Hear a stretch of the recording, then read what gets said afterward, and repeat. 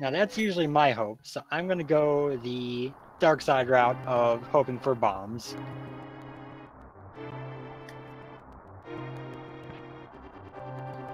We know already that Uncle does not have a sword, as he would have held it as he walked out the door if he did, and they just get an arrow capacity upgrade in the house. Well, that was 3 pendants in the light world, green pendant in desert. So there is that slim chance that this could be the legendary Moon Pearl on Pedestal Seed. Let's all cross our fingers. No, I always say a little prayer to the rando gods, and hey, I was right, look at that. Samaria is actually a very solid weapon for escape, but you do run into the issue if you haven't practiced with it that it can be relatively tricky. They get a bomb drop out of that first chest there, which is wonderful. They don't need to worry about farming for bombs anymore, they just have them.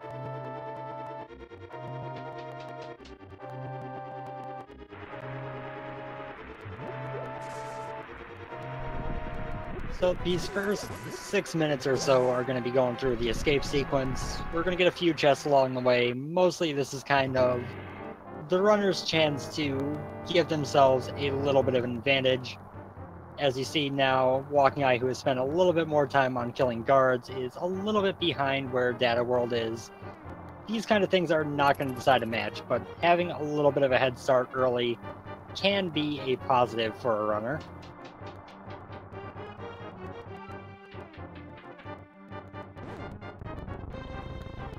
Our first chest down here in the basement of Hyrule Castle is a bag of powder. So they have the best safety in the game right away. They will be able to turn anti-fairies into fairies throughout the whole run, which makes things a lot easier.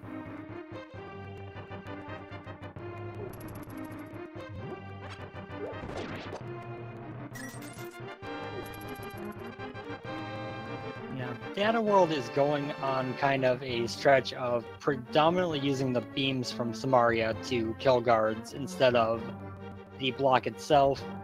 It is, I believe, a little bit quicker in general to do so, but usually you see people avoid it to save magic for the sake of bomb farming. As you can see, walkingeye has been using the block itself a little bit more, is sitting nearly full magic, and dataworld is right under half. It's definitely cool to see 2 different approaches to the Kane Samaria escape here. Dataworld did half of my favorite Samaria strat for killing that guard by pinning him in the corner with the block. The other half would be shooting 3 beams at him as you walk up to get him there.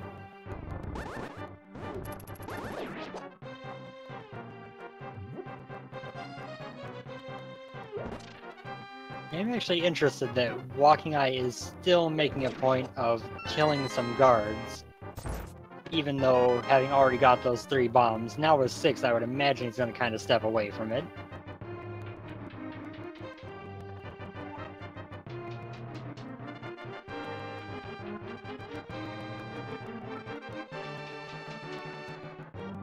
And it's interesting, but he could be adhering to the philosophy that you can never have too much money or bombs in the early game. Which is not a bad philosophy to have. It has put him at kind of a sizable distance back from dataworld at the get-go here. But again, escape is not where runs are won or lost. It's just, it gives you that little edge early or that little bit behind early that can have an impact on how you play.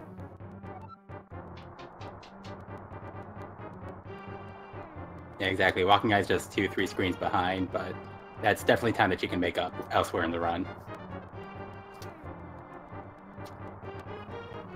Yeah, the usual goal with most of the weapons is going to be right around 6 minutes. The slower ones, a little bit over 6 is pretty common. The faster ones, a little bit under 6. But either way, if you make it out of escape with a very good time in that range, then you're feeling pretty good. If you're making it out a little bit farther behind, like walkingeye will, you're kind of probably going to guess that your opponent was a bit ahead of you.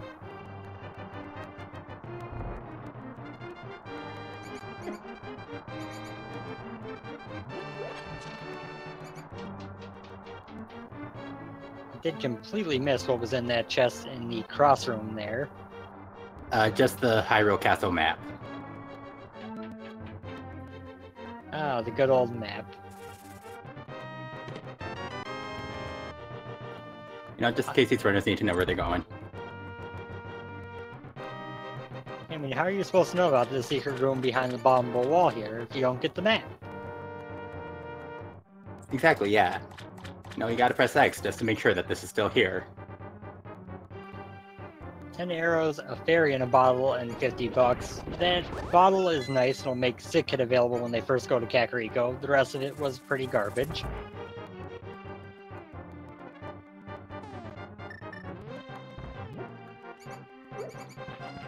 The one time you get a bunch of bombs in Escape, the back of Escape has nothing that you really care about.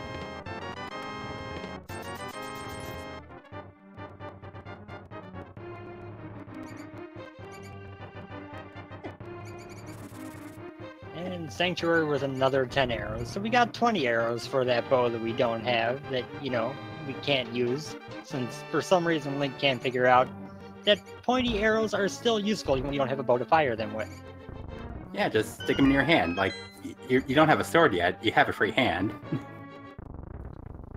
Exactly, and what are arrows if not tiny little spears? Exactly. I mean, obviously we're gonna get the bow soon. We got Moon Pearl on Ped right now, come on.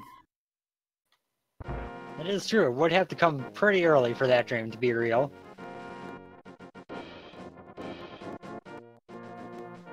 Tier 2 tree pull is a large magic. That's actually super useful to know, especially with an early magic item. And Dataworld choosing to go out of his way for 20 rupees, which seems kind of unusual.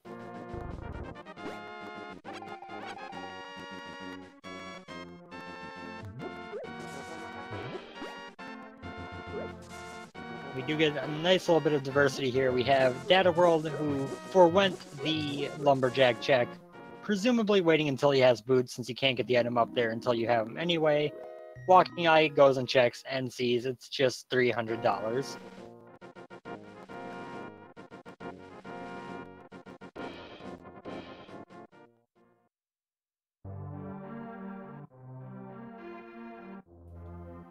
Now we enter into the bulk of Kakariko, the most dense item location in the game, sitting with 13 item locations by default, another one added by Sick Kid, and then the race game and library right south of town. Hey, it's a flute!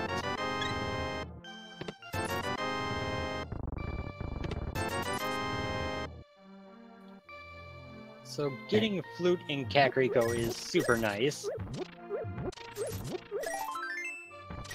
Yeah, extremely convenient. The activation spot is just a couple pixels below, and you know, but combined with the fairy, we pretty much combined with the fairy bottle, we pretty much have the Kakariko care package. Yep, and if you want to be the super optimized style, since you're going to be going to activate the flute right after Bottle Bender, you're coming in from the west, which is ever so slightly faster of a cutscene.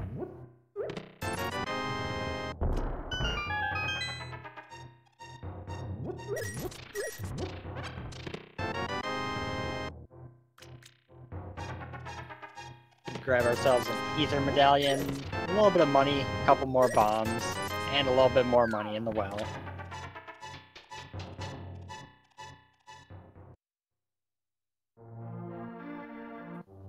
Let's see, we got a medallion, we got a cane, we got a flute.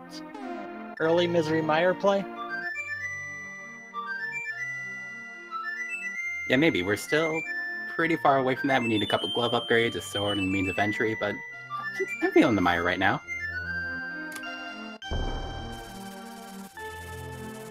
Of course, we need to pull the Moon Pearl off the pedestal. I figure if I commentate or curse them enough, the dream will actually happen. Exactly, yeah. Like every 10 seconds, we just need to remind people Moon Pearl and Pedestal is a possibility. I think in the 25,000 seed thing that came up, it was 4 of 25,000 seeds had that happen. And with how many races we've had, we've got to be getting close to getting one. I really want to see that happen someday.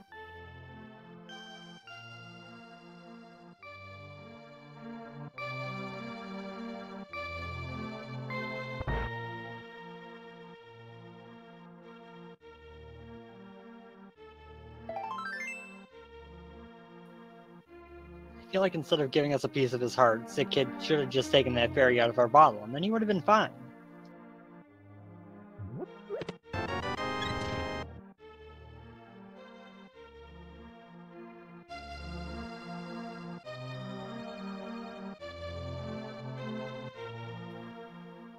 So Kakariko gave us a flute, which opens up one item location on Death Mountain, an Ether Medallion, which opens up 0 locations, and there's Bombos on the library shelf.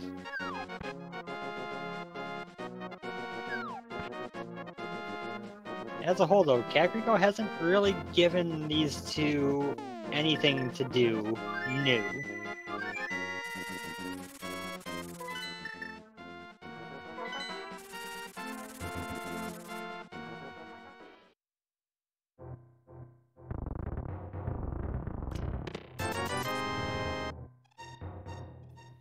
Another big 20 in the dam. We're finding a lot of those so far.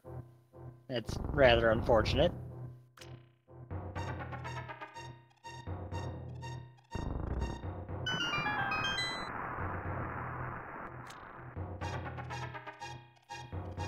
If we want that dream to happen, well, first we get a heart piece underneath the water.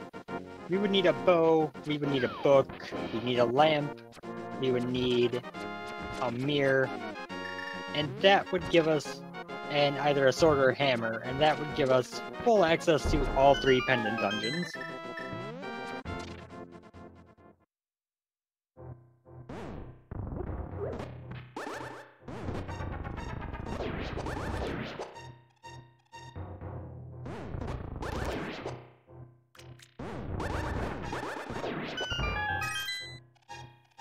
Making use of that Cane of Samari to wipe out the mini Moldorms quick, getting an Ice Rod, I believe that was. It was hard to pick out. A sword, a fairy in a bottle again.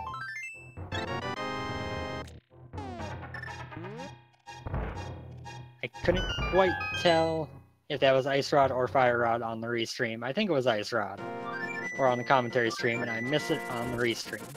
Walking Eye, meanwhile, is heading over to the Eastern Palace area. Gonna diverge a little bit here.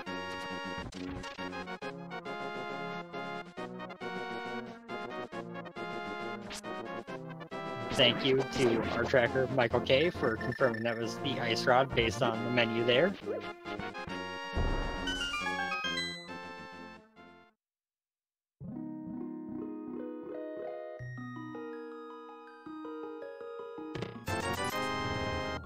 And another big 20 over in Ice Palace.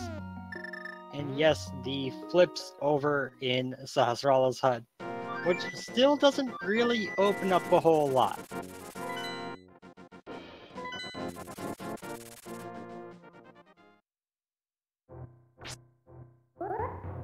Dataworld headed into the Old Man Cave to go rescue him and bring him up to his home on Death Mountain, as Walking Eye heads into Eastern Palace, hoping to find something of value in here.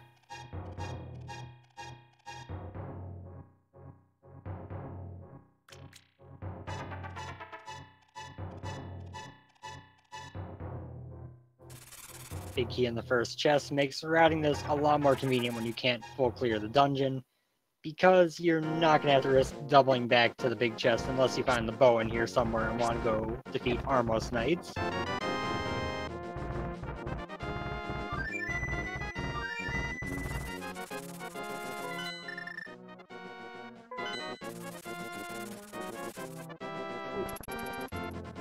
Okay, I like what Dataworld did there. He went up, saved the old man, which gave him the save and quit spot up on Death Mountain. And then he left because going up to Spectacle Rock was a long walk for one item check. And this way here, what he did was get himself the fastest save and quit spot that you can have with the flute.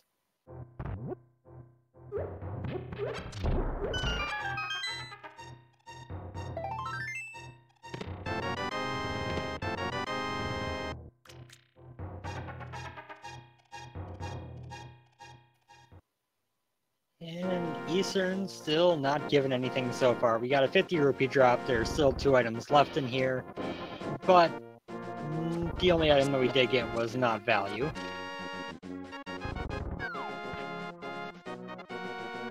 item number 2 was 20 bucks, so now they're up to $70 for their venture into Eastern Palace.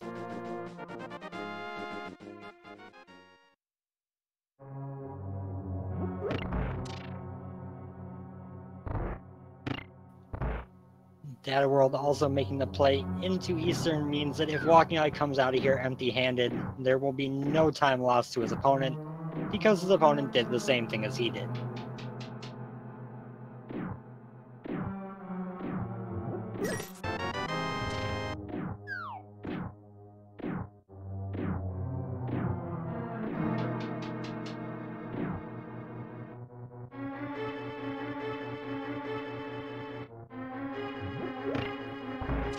WalkingEye seemed to get a little bit caught up in that dark room there, ended up making his way through, and then very promptly got out of the second dark room.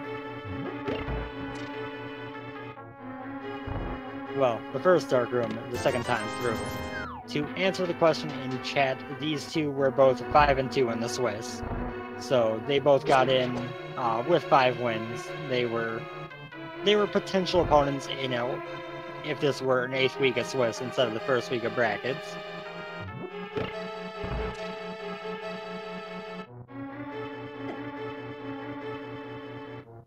WalkingEye, you remember that thing you got, right? That blue thing with some holes in it that you can blow into? You could be using that right now. It'd be a little bit quicker.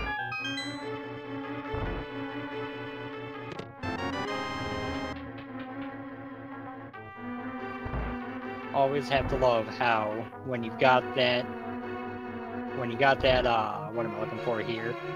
The flute super early, you sometimes just forget that you have it and can use it, and you just walk somewhere, and then as you get there, you're like, oh yeah, I could have done this a little bit quicker.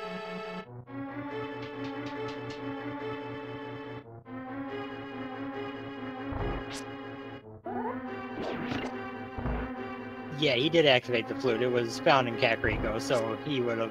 He did activate it while he was up there.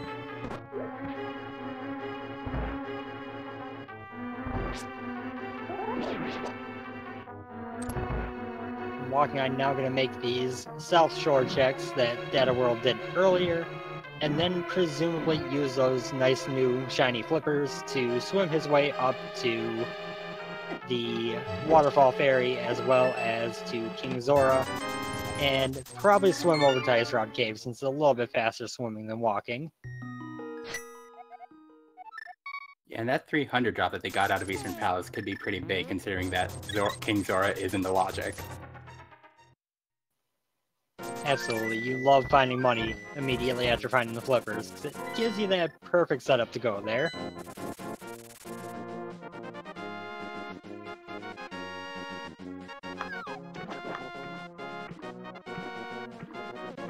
Dataworld, not forgetting about his flute, is now on that flipper path, a little bit ahead of when WalkingEye will get there.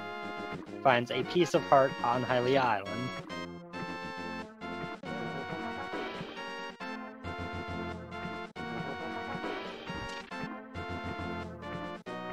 So the seed hasn't given these two anything for actual progression, really.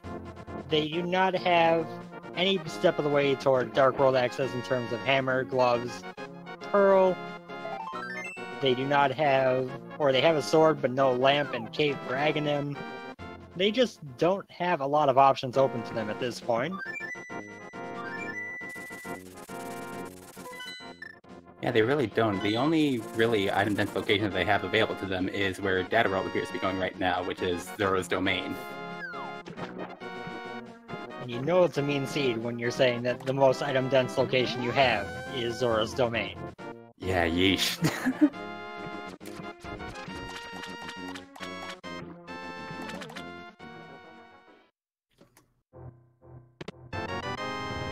There's a hammer. That's something. That's progress. Now I'm guessing we're gonna find the mirror up here in Zora's domain that'll get them full Death Mountain access.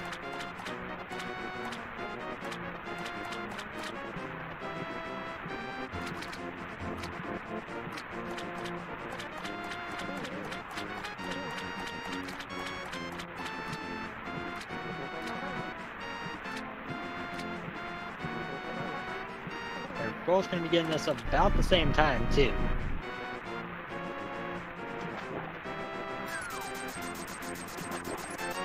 Okay, it's a big 20, so that means we're off to go visit everyone's dear friend, Agina.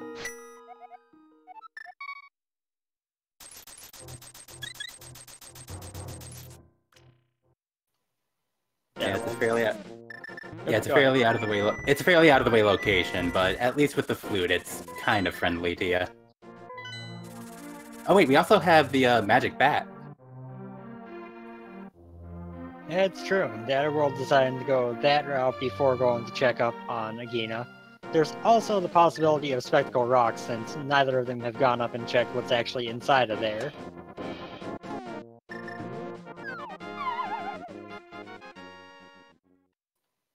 Which I'm now guessing WalkingEye will be doing soon.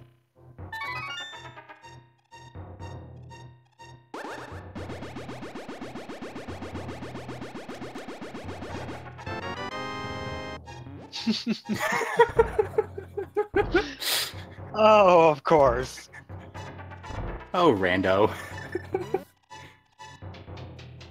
Magic Quest? Magic Bat says, I heard you like fetch quests.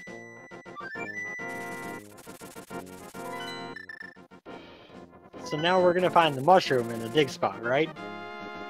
You know what? I hope so. If we're not going to get Moon Pearl on Ped, which I guess is still a possibility, at least give us this.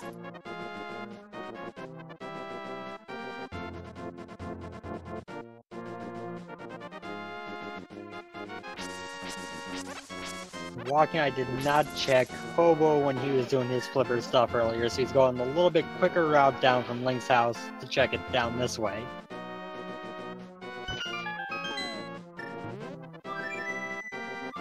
Yeah, just a piece of heart. So now we're back to Spectacle Rock or Agina's Cave. Dataworld is choosing Agina's Cave.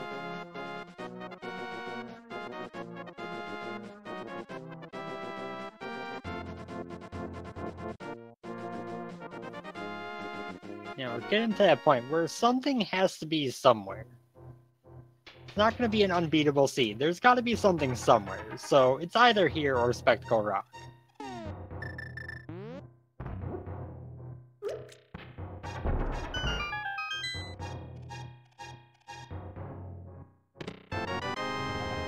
There's that mirror I was talking about.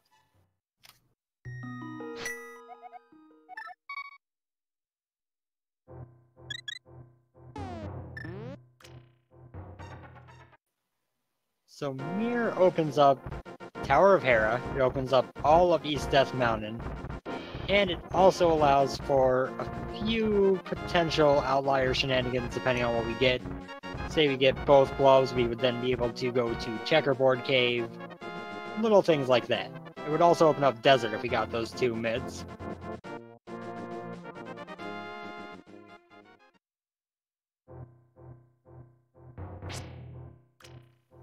Well, the dream is dead. Sad day.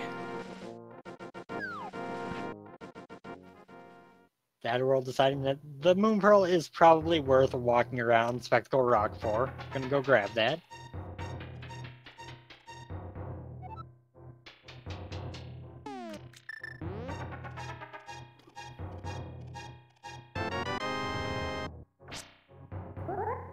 Now he is going to be continuing his route around Death Mountain. Huh, that's an interesting setup for this bomb jump that I've never actually seen someone use before. Yo!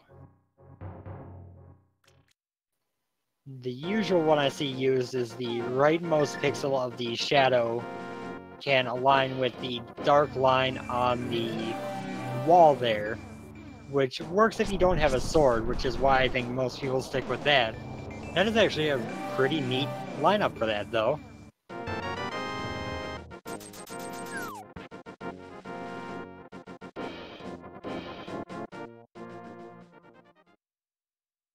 And I've seen a couple people try to like kind of YOLO that bomb jump, but this is the first time I've actually seen someone pull that off, so yeah, props.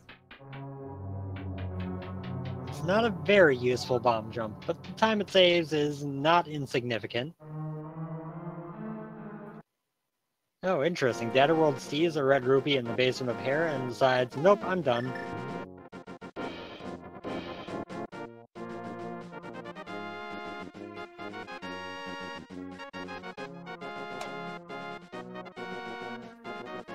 So at this point, East Death Mountain is going to do one of two things to these runners. Either it's going to give them a power glove, which is Dark World access, or it's going to give them a lamp and either a cape or another sword upgrade.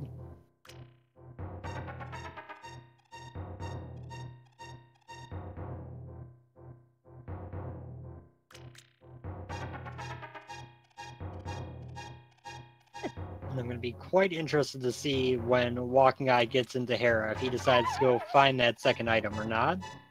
I get the idea of leaving behind the check when you only got one item left in there and it's a pendant. But Hera is a very quick dungeon to clear out, so I could definitely see the play being worth to go in there and find that other item.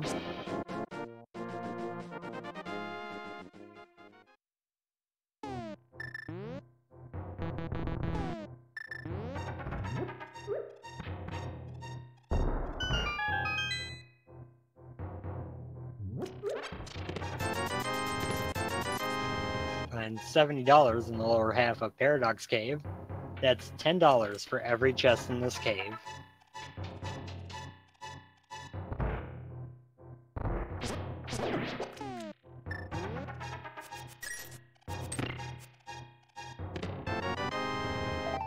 Get some more bombs, a piece of heart, Dataworld getting low on health, another piece of heart that fills up his health, $20 more, and a piece of heart. So that second item in Hera is looking kind of important.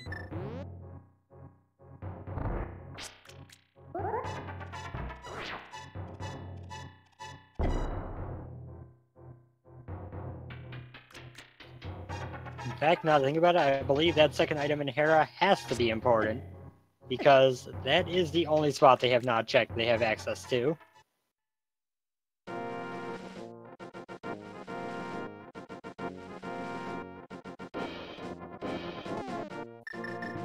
That makes Dataworld's gamble short-lived as he has to head right back over to Hera, and is going to save walkingeye some time since he's choosing to go upstairs.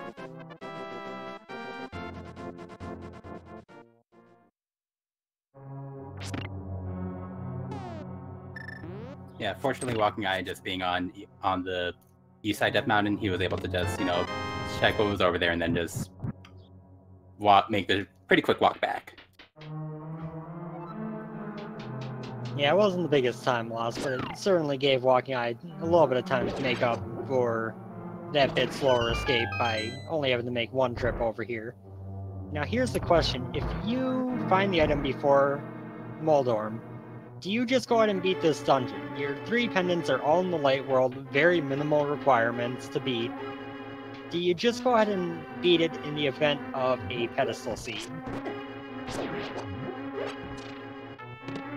That is a good question. I might be a little bit concerned about the pedestal idea, so yeah, I might just do the safe play and clear out this dungeon, especially because I don't have that information yet, and it's a pretty quick fight, but looks like it doesn't matter. Yep, they're gonna have to clear for that item anyway. Also, shoutouts to Dataworld doing the double bomb setup for that bomb jump, which looks really cool. It's definitely a little bit slower than using the spin setup that has become pretty popular, but it looks so much nicer.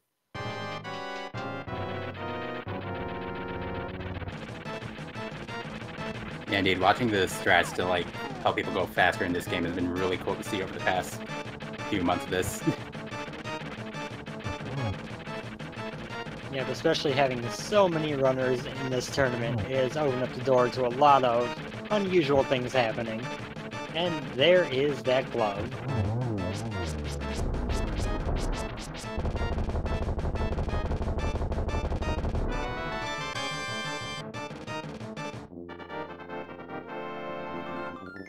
So now they've got Dark World access.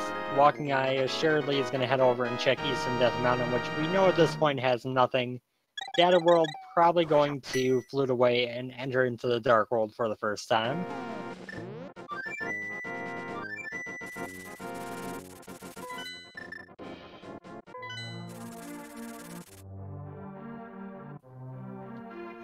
choosing to do so up here north of Kakariko, over doing the start south of Link's house and going straight to Hype Cave.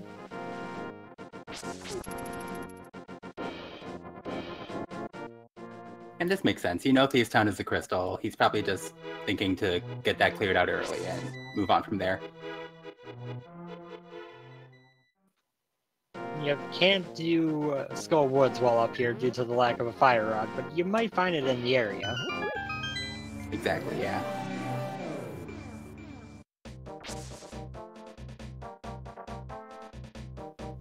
He's just gonna go ahead and jump right into Skull Woods right away. Which, oh, Walking Eye taking a death to the Tektite, but he's got that fairy.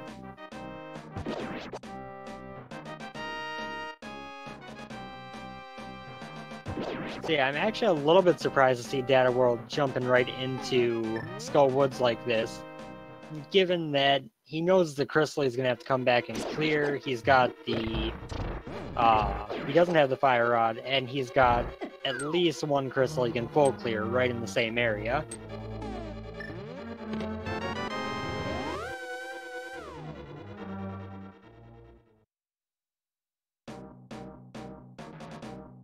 Yeah, it is an interesting play. I know a lot of runners will kind of prioritize Skull Woods, and because like these are locations that are available to you as soon as you enter the Dark World, so they kind of treat them as overworld locations. But yeah, it's kind of a play that you more commonly paid out in V26. Yeah, a couple versions ago when Skull Woods was around the 33% mark for having progression items, everyone just always went here immediately. Nowadays, it's more in line with the other dungeons. I think Thieves Town is a little bit more likely to have progression than it, so you can get away with trying to put it off for when you got the ability to full clear it now.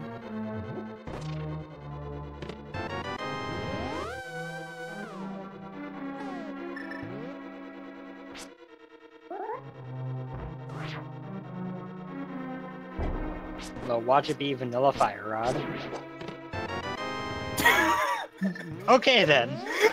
Okay. Dataworld, you've won the round. That was amazing! Yo! That was just fantastic timing. I did not expect that to really happen. Oh, the fairy's gonna save him, but doesn't feel good. Yeah, especially when you're heading up to a Fighter Sword Green Mail 7-Heart Mothula fight. Yeah, you absolutely wanted to keep both those fairies for Mothula just in case things go south. Mothula is a vicious boss because he is not exactly the best program boss in the game.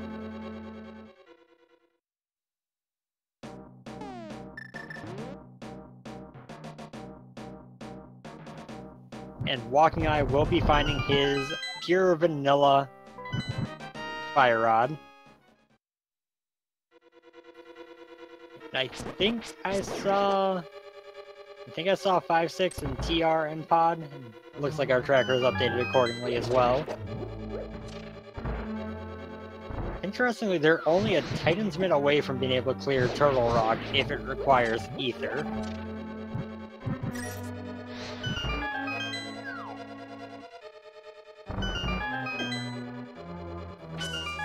I was calling for the early Meyer play earlier. Now I want early T-Rock play.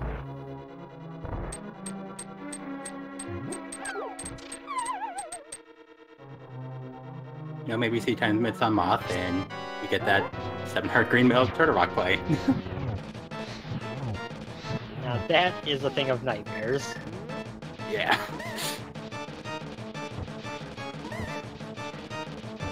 Dataworld gonna opt for hammer strats against Moth here. It only takes 4 hits with the hammer. You gotta deal with the smaller hitbox, but the time you save in this fight can help a lot.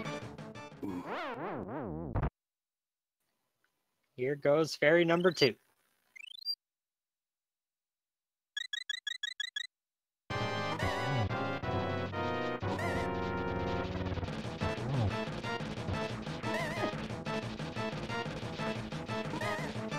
Is getting tight. I believe he needs one more hit. There we go. Yep. That was a Rather tense fight. He gets $50 as his reward. That probably wasn't worth it. So, it could be seen there, but the reason why Modula is such a horrible fight, and why no matter how much you fight him, it's awful, is because when he gets bumped into spikes, it just overwrites his damage that he took with nothing. So, Data World hit him with the hammer, he hit the spikes, and he survived when he should have died.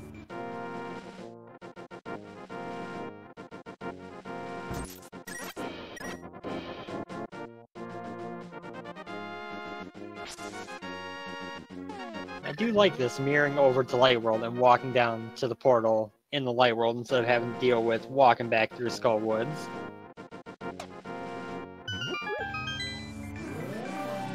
Yeah, indeed, I believe this is much faster because you don't have to deal with those screen transitions.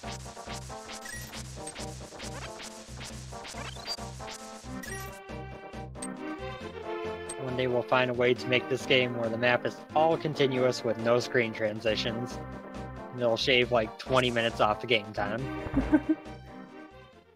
Exaggeration, of course, since screen transitions are counted in the lag timer on the credits, but it would be a big difference.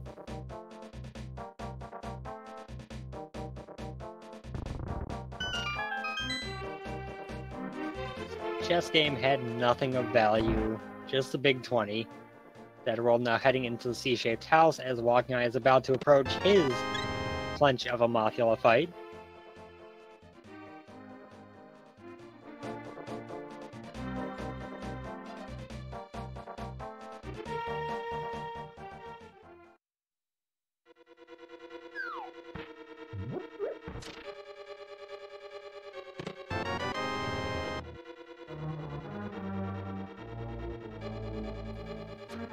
Playing it pretty safe currently. The Moth RNG is not friendly.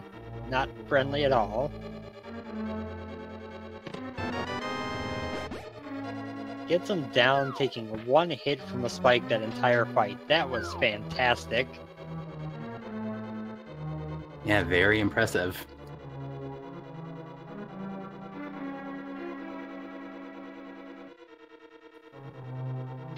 So far, this has been kind of consistent since Escape, WalkingEye just following a few steps behind Data World. They've had little bits of divergence here and there, but for the most part, have been checking the same things kind of in a line.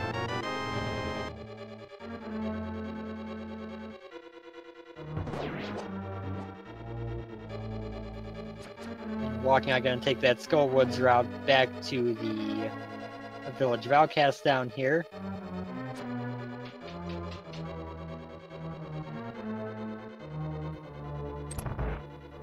Thieves Town, despite, according to the game, being a later dungeon than Skull Woods, much less likely to be a problem for other Thieves runners.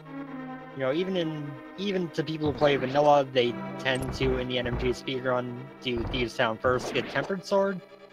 But even in rando people who have never touched the vanilla speedrun, Thieves Town is usually one of the first couple dungeons you'd face, and most people after they played enough just don't have issues with this dungeon anymore. Yeah, and I believe that 8 hearts in Green Mill is the exact setup that you have when you do the NMG run. Yep, only difference is that terrible little plastic sword they've got.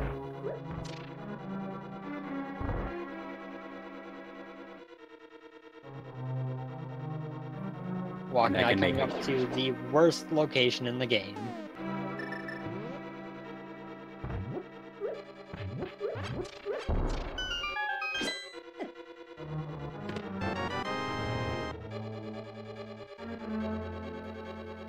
I do like seeing the play on early Graveyard Ledge, since people tend to put it off for a long time.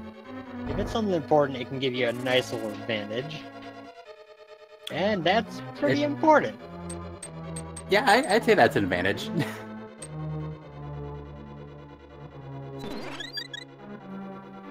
And WalkingEye now has Swamp Palace available for full clear if he decides he wants to go that route.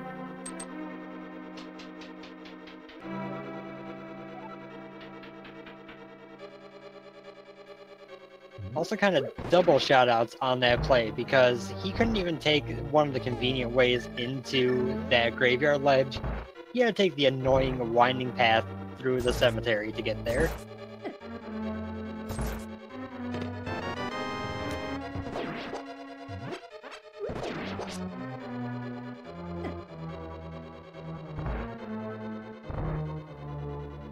Dataworld has also found the third bottle next to the maiden, because this seed wants you to have a bunch of safety, just not very many hearts or mana upgrades.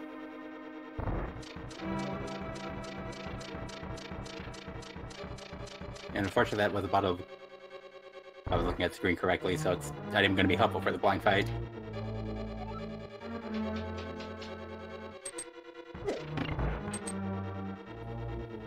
So blind is a boss that when you're playing casually is kind of a pain. It gets kind of hectic. When you're an experienced speedrunner, it's a scripted fight that is very easy to take. Also, that's a pun I've never seen before from blind.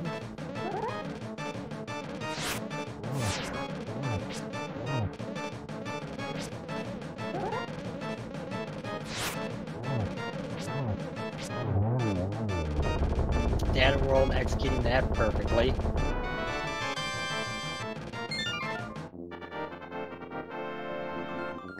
Yeah, blind barely even made it into that center square. That was pretty impressive. Yep, if you get the script perfectly on point, that's where blind dies. You can get it a little bit off and get him right underneath the light. Once he gets past the light, that's usually the sign that things have gone wrong and you might be in some trouble.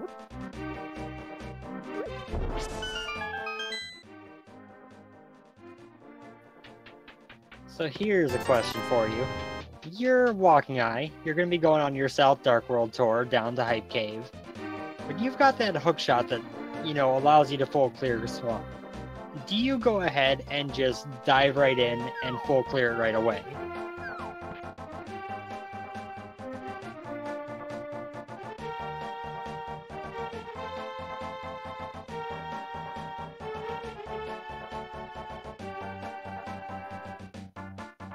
I do feel like there's certainly an argument that you should go for Swamp. But at the same time, Swamp is the dungeon that gives you the most benefit from go moding.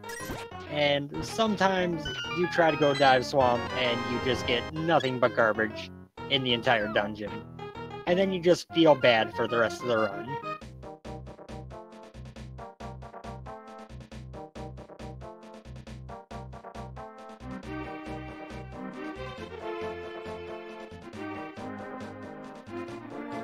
walkingeye knowing that the stun prize is hearts is taking a moment to kill some stuff that's stunned to use those hearts to his advantage.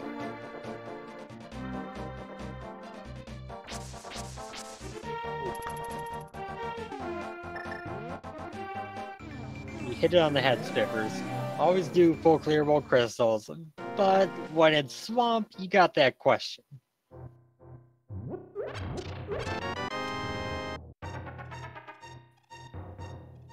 There are the Titan's Mitts, which for walkingeye also opens up another option. You could go clear out the entirety of East Dark World Death Mountain, and as mentioned before, if Turtle Rock requires Ether, he now has access to full clear that as well.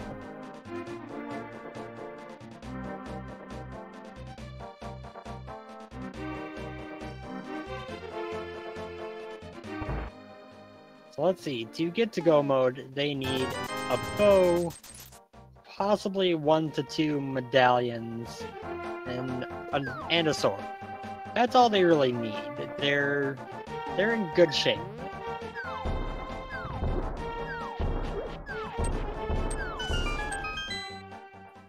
We're coming up on Hype Cave, and will it be hype today? Well, that's a piece of heart. That's not very hype.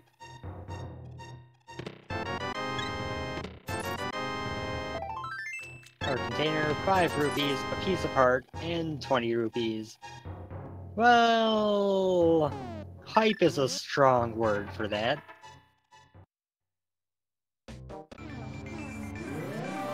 I mean, we certainly got a lot of items out of there. Just nothing good. That's true. In sheer quantity, it's definitely in the top 10 item locations.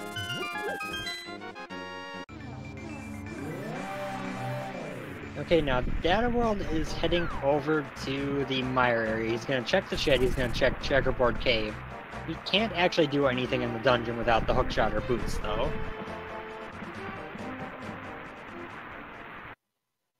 And that was Bombo's medallion on Mire, which means that the boots are required this seed, as we did see the Bombo's medallion on the library shelf earlier.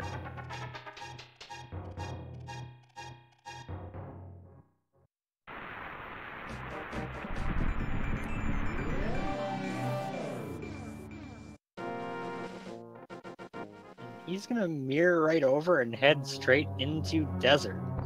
That's not a bad idea. Desert is a pretty quick run to go through. But when you know boots are required already, you know, it's a little bit risky. Granted, in my own race earlier, I found the boots in the chest that Dataworld is about to open, so, you know, sometimes it pays off going in here without boots.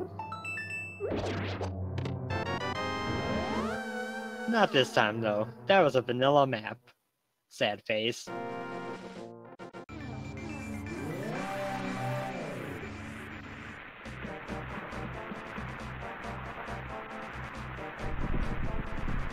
So heading over here to Checkerboard Cave, WalkingEye will be coming up on his Titan's Myth soon, and we'll see which dungeon he wants to head to first.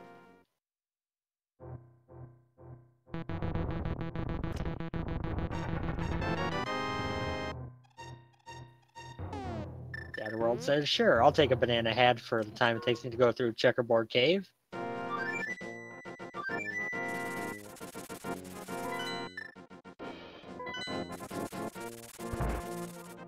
I certainly wouldn't say no to a safety that's freely available.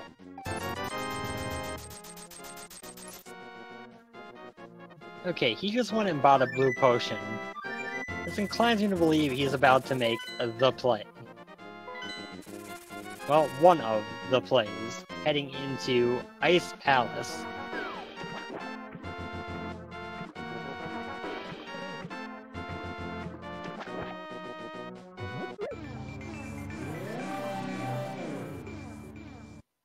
I gotta say, I do kind of like the Ice Palace play.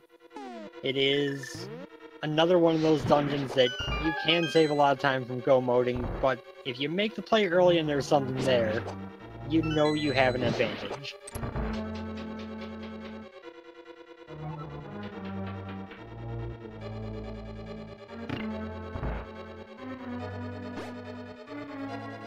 Now, the ultimate question here for Dataworld is going to be figuring out if this dungeon is considered a hookshot lock instead of being just, instead of being only hammer locked or anything of the sort. If it's not hookshot locked, then in his eyes it could be more valuable than if it is, despite the fact that we know hookshot is available and the hookshot lock doesn't actually matter.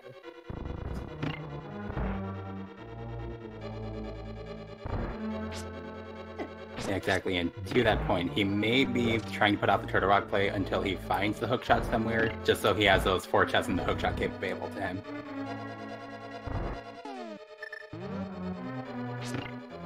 Yep, and not to mention, if I had to choose between Ice Palace with low equipment and Turtle Rock with low equipment, I'm probably gonna go Ice Palace.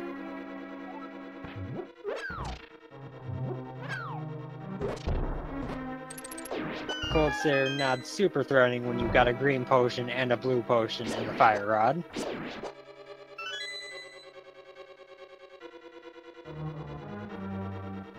Yeah, you need to get a little bit farther out of the cave there, WalkingEye.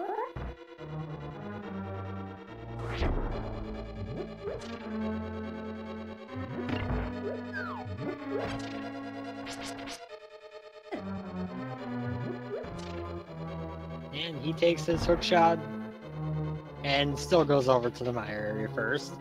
because there are 3 items that are very quick checks over here, you get the knowledge of what Maya requires.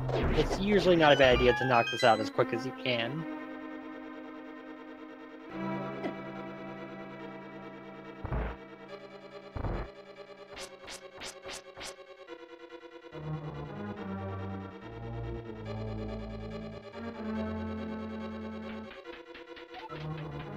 Dataworld handling the Staircase of Doom quite well.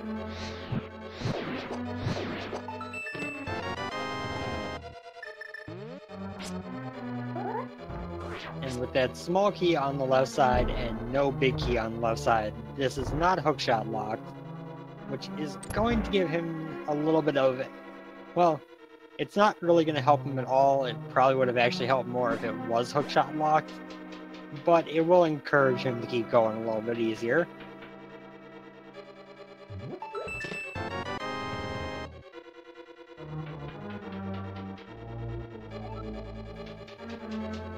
WalkingEye making his way up to Death Mountain. Gonna head across, check these 6 chests on the east side. This is where that early graveyard ledge play may pay off quite a bit for him.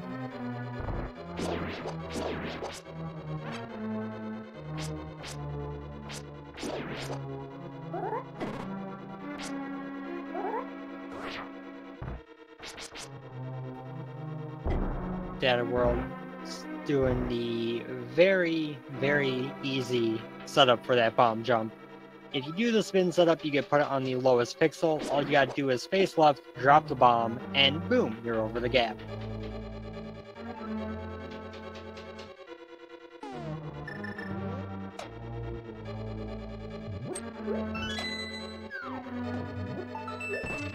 I believe as long as the small key is in those first 3 chests.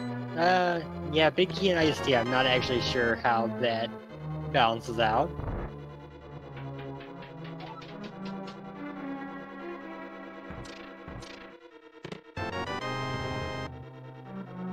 There's a Book of Medora, which doesn't actually unlock anything until they find another sword.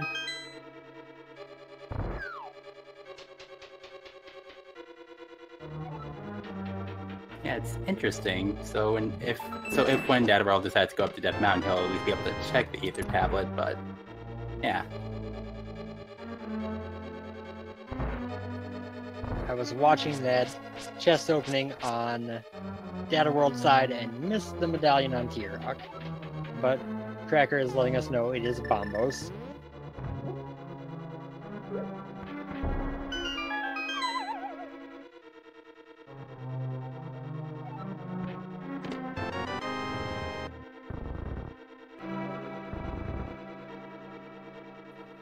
And the early hookshot does not pay off.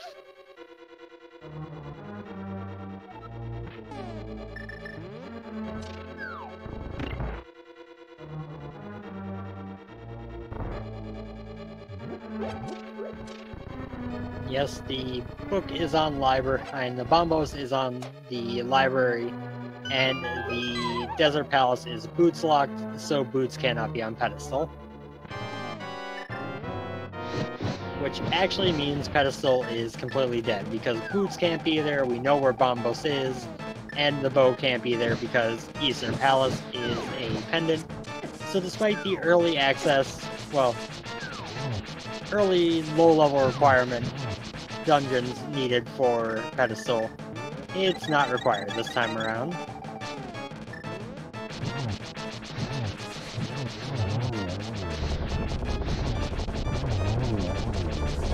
it's kind of amazing how quickly the pet hype died. Like, we begin with all these lofty dreams of Moon Pearl pedestal, and now here we are, just dead before the hour mark. Oh, that's a good place for a sword.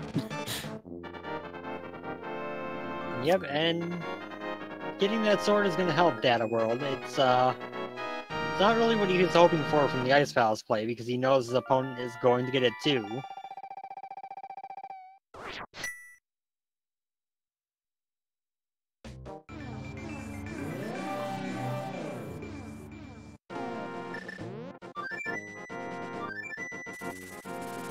Silver arrows in Spike Cave. The second time I've seen that today, mind you.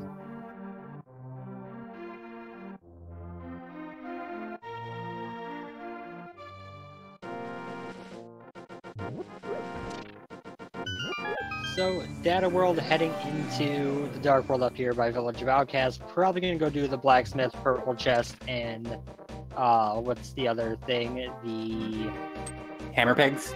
There we go. Thank you. Yeah. Unfortunately, he did not go north, which is where he really needs to go.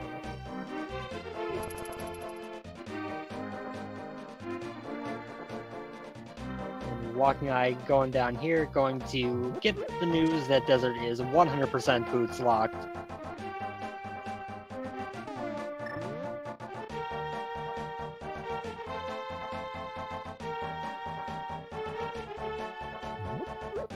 We're gonna get some sad hammer pegs today, the bootless kind.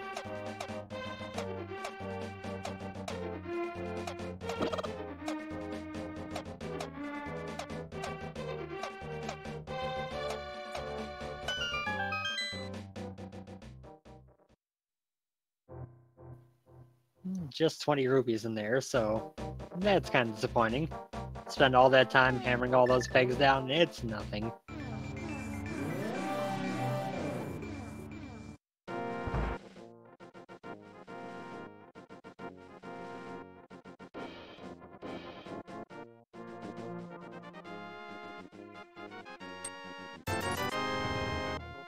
Just some bombs on the Blacksmith, and WalkingEye is once again making a bit of a play, heading over here to Palace of Darkness.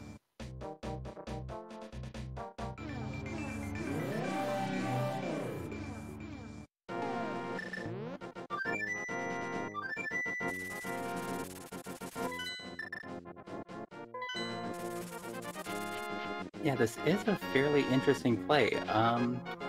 He maybe he just wants to know whether this is bow locked or not. So there's some ways in which this makes sense. Yeah, it's definitely not a bad play. It's just one of those ones where you do have some other stuff available that's also pretty quick to check. So it's kind of a bold move to go here.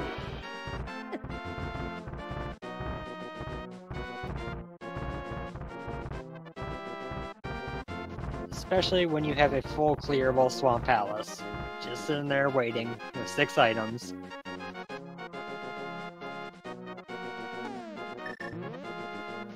But we are not bow locked in pod. They can keep going at least a little while.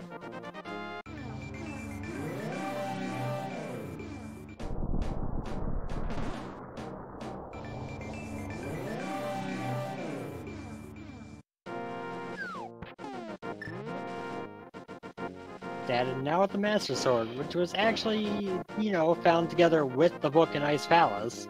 Checking the Ether tablet.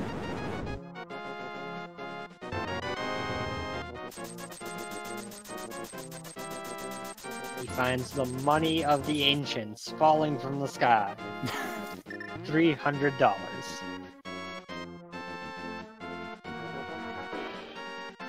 See if only he could get that IRL, you know, money from the skies. That would be pretty fantastic, and WalkingEye getting half magic, which is not required, but it is wonderful to have. And a piece of heart, so he knows that the rest of this dungeon is bow locked, but he's headed over here to do the bottle glitch.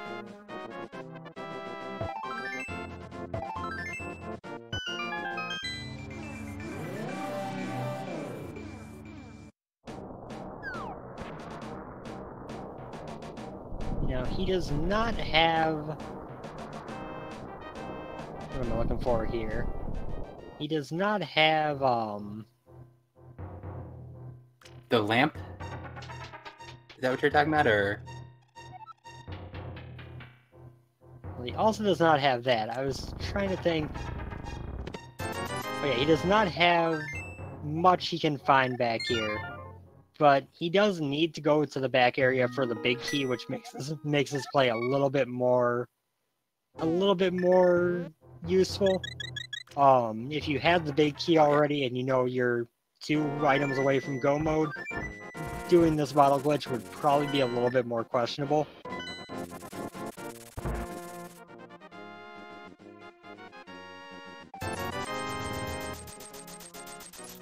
Oh, yeah, that makes sense. Just grab the big key now, and then when you come back later in go mode, you can just head straight for Helma.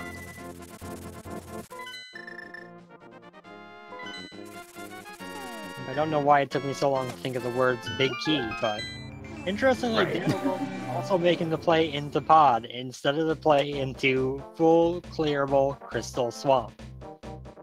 Feel the need to point out every time I say that it is full clearable right now. Well, not yet for dataworld, because he still has to make his way over to the ledge. Oh yeah, that's true. He doesn't have hookshot, so this play actually makes a lot more sense coming to him. I forgot that he hadn't gone and grabbed that yet.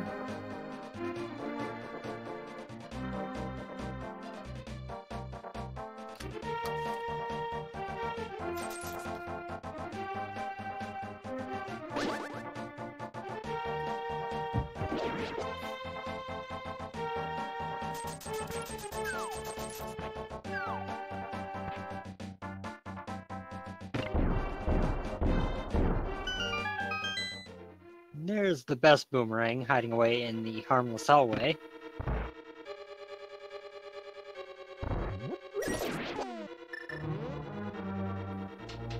Nope, Swamp Palace has no dark rooms.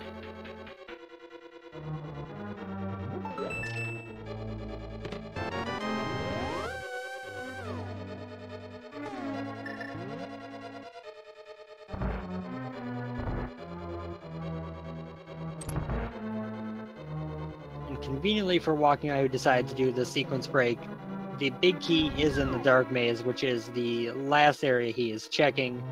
So if he had routed this normally, once he came back with the bow, everything would have been found in the same order anyway.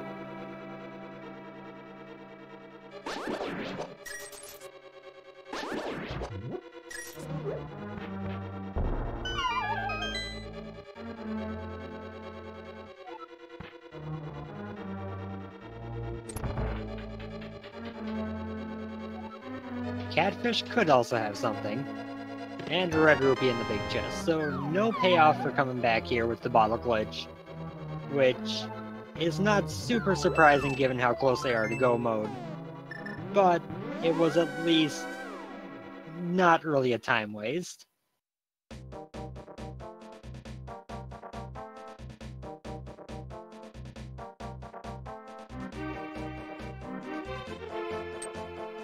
Dark rooms are never necessary, but that's not to say that doing dark rooms can't save you a drastic amount of time on some seeds.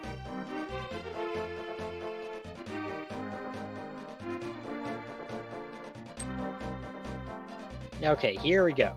walkingeye is making the play that I think he could have made, what, 30 minutes ago if he so chose? Yeah, something like that sounds right.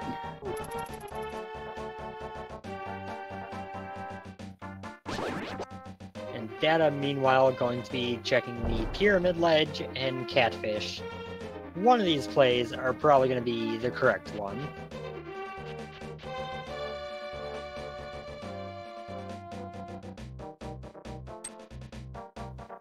I feel like for Data's sake, he would be best off if this did not pay off with some kind of progression.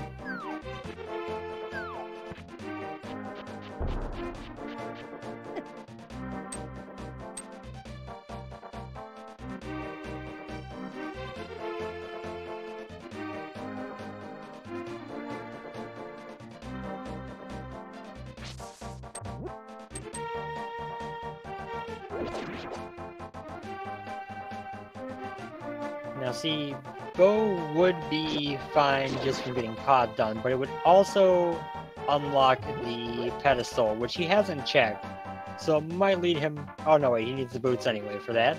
Yeah. Never mind. Sometimes I start talking, and then things get forgotten very quickly. Oh no, yeah, it's easy to forget that boots are required with Desert being a pendant sometimes, so yeah, I get it. Okay, Catfish, what treasure do you have today? Oh! That's a pretty good treasure. Yeah.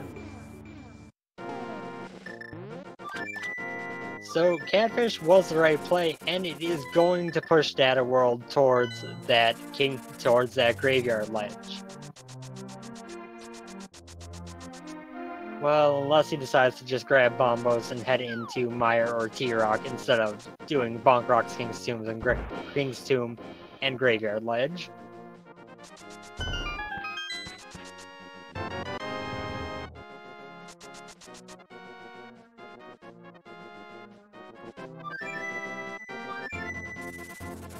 Okay, where are you gonna flute, Data? Good. Good.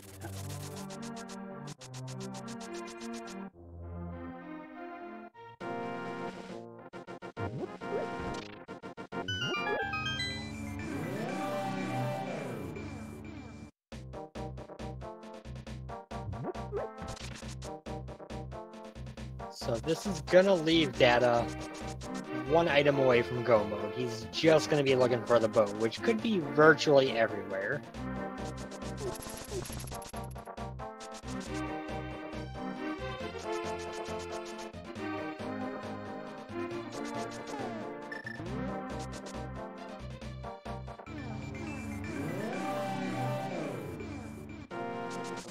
To answer the question in chat, these are best of 3 rounds. Each round is with a maximum time frame of 1 week. You have until Sunday night of each week to complete your 3 matches. If you get them done early and and the person attached to you in the bracket gets them done early, you can jump ahead. So say these two both finish their matches by Monday and their opponent of the next round was also done. They could just start scheduling matches with a week-and-a-half time frame. But usually speaking, it's going to be about a week per round, 3 matches per player per week.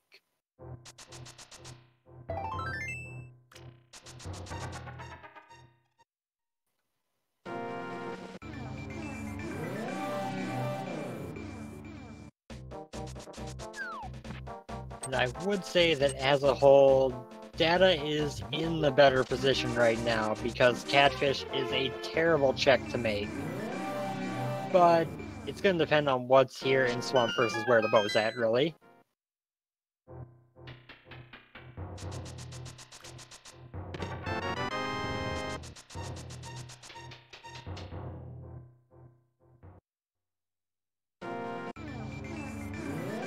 Yeah, nothing on the left side of Swamp, so depending on where that bow is, this could be a location that dataworld gets a skip. I'm going to feel bad if I was pushing Swamp so much and there was nothing in here. Yeah, same.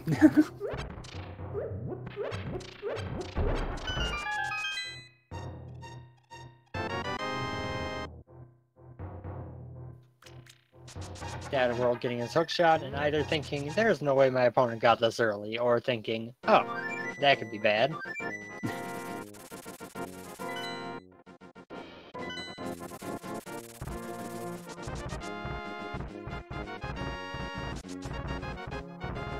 Now he's headed back up Death Mountain, go to Hookshot Cave, I'm sure. The question is, will he make the TR dip?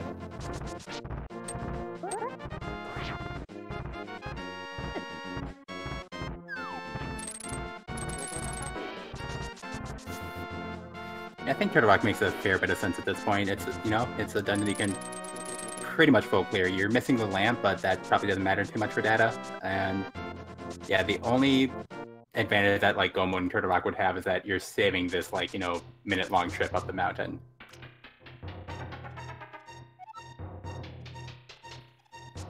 Trying the big key in the bottom of Swamp there, and not setting up to avoid this terrible stair glitch, so he's going right back down. Wait, he's the one who doesn't have the boot, so he couldn't have avoided the stair glitch. He just had to deal with it.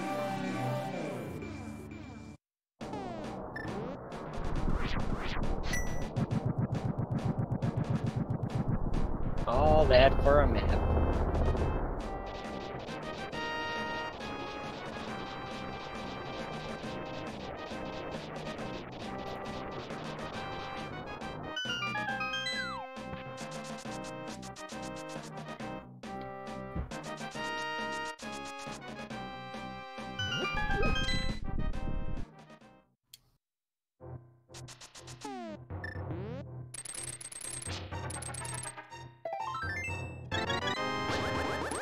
5 rupees out of the second to last chest. I don't recall if the compass has been found in Swamp yet, so I don't remember if Argus is going to have an item or not. But unless he has the bow, this whole play turned out to be pretty much a loss of time.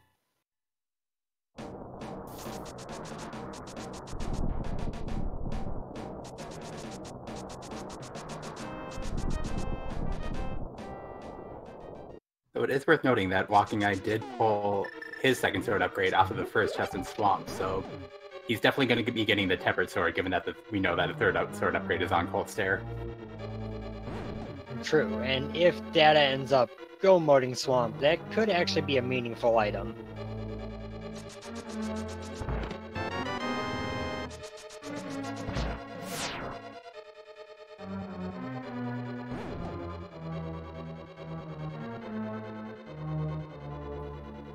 So now, if you're Walking Eye, you don't get what you're looking for out of Swamp, where do you go next?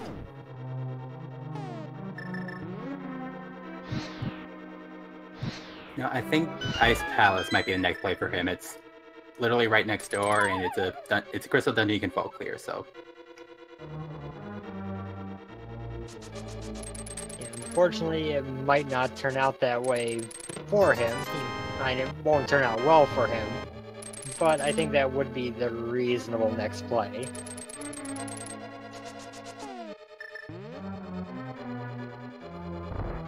Also, I just realized that Dataworld has not done Spike Cave. If he chooses not to do that, he might be en route for a Master Sword Silverless Ganon if he finds the bow in here.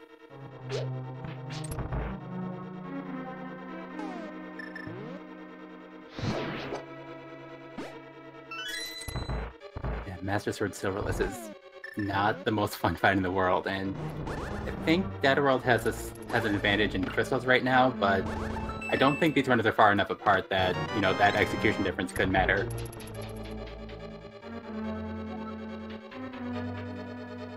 Yeah, it's going to depend both on how soon Walking Eye gets up to Catfish and where the boots are hiding, or where the bow is hiding.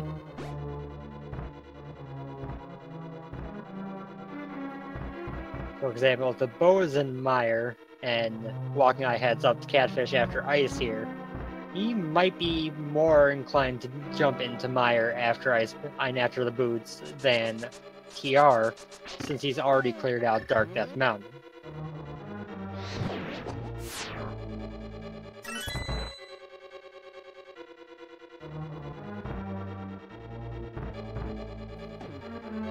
Yeah, he could check that first chest in Swamp, looking for an upgrade, but it's not one of the commonly checked ones when you're looking for a sword upgrade in the end. You see the waterfall chest, sometimes the 2 drown chests getting checked. Very rarely do people check that first one when just looking for a sword.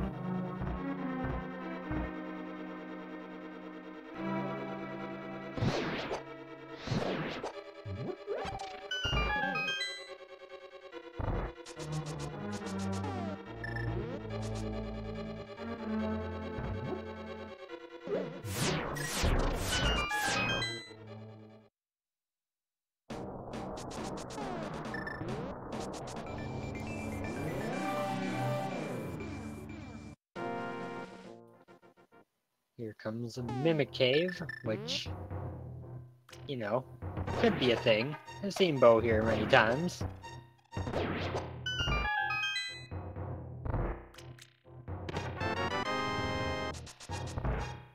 And it was really thematically close to a bow.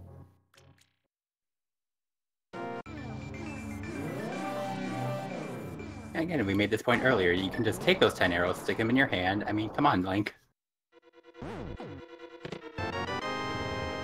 I still don't honestly understand why the Igors are only weak to arrows. I feel like if you just stabbed instead of slashing, you would be just fine.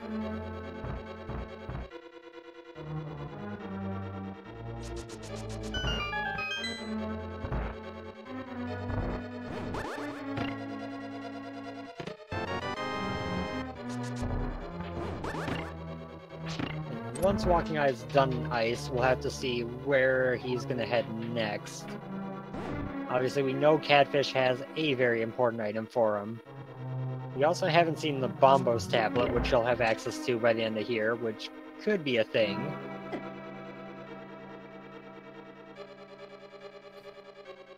Oh yeah, dataworld didn't check Bombos when he turned in the purple chest, did he? Nope, it's one of our kind of loose squares on the Where's the Bow bingo card.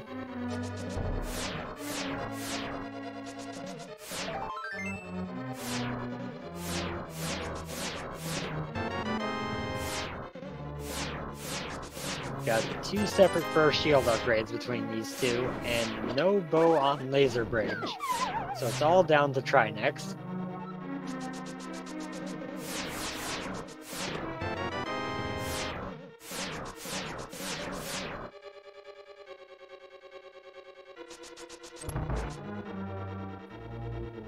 That was the worst set of items I have seen on Laser Bridge in quite a while, I'll give you that.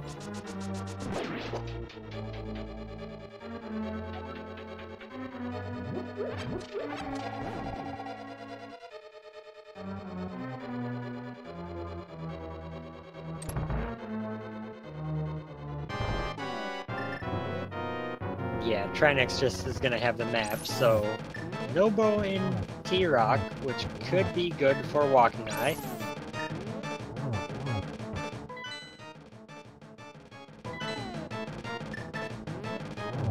Dataworld checking the map while he's fighting Trinex, making sure he's in the right room, you know. You didn't want to be killing the wrong 3-headed monster. Exactly, you can never be too careful.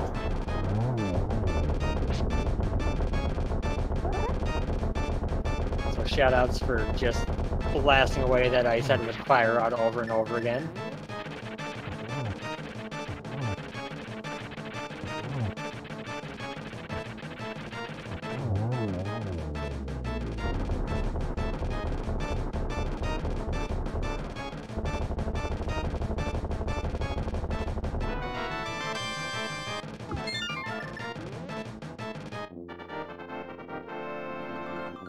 So another crystal down for Dataworld. Now the question is, does he make the Mire play, or does he give a bunch of time back and make the Swamp play?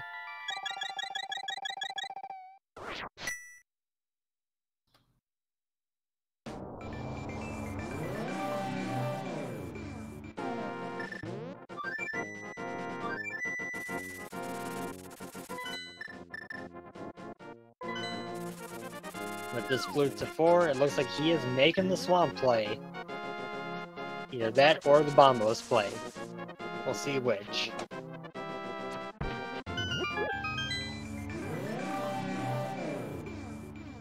If he does head into Swamp, this race could be back to being a virtual tie, though.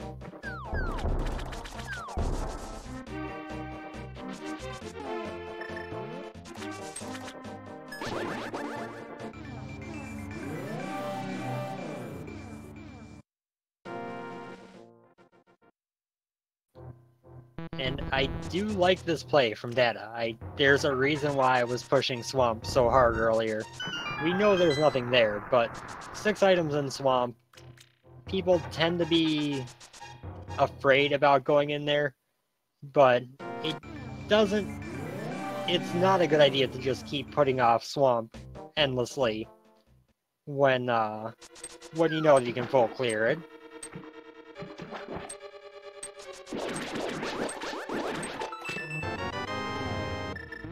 Yeah, exactly. Checking to the left side can hurt if he opts to do that, but, you know, it's better safe than sorry is what I always say.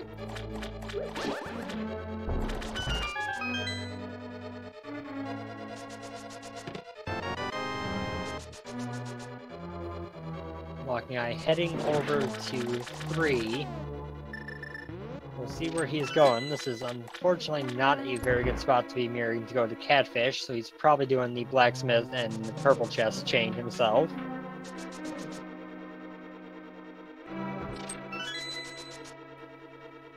TR was a crystal, so it wasn't unnecessary. You don't save a whole, or with the big key location, you would have saved literally 0 time in that dungeon and go mode. So, no, it was actually, it would have been the same if he had done it later or earlier.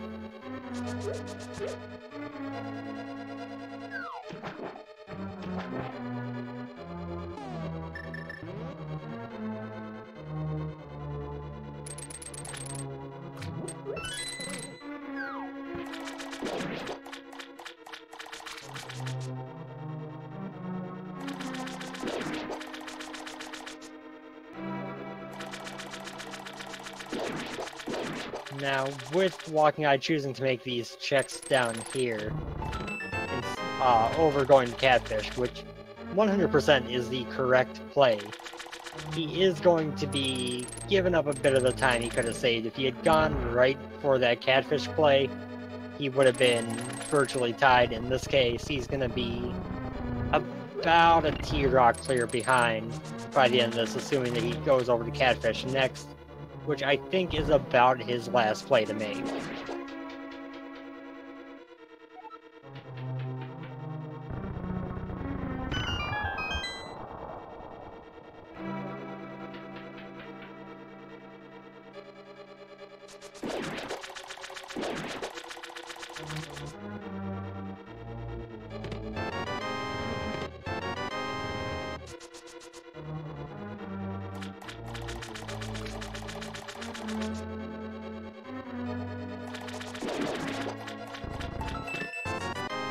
Magic Bat was checked very early. He gave the shovel. It was pretty satisfying. Yeah.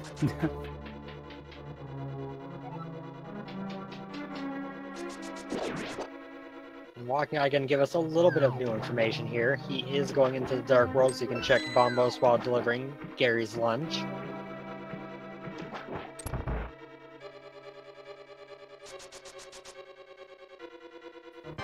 Shovel unfortunately just gave a piece apart. That was a much sadder moment.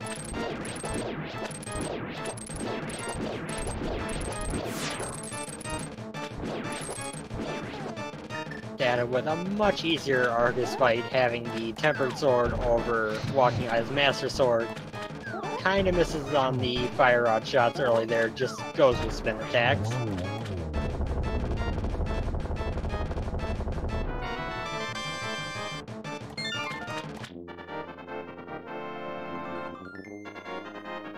He says it, yay, level 2 lag.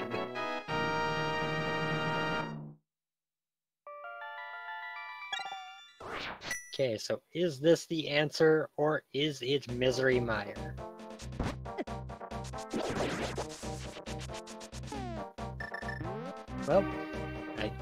Well, there's also Desert, but it's probably going to be Misery Mire.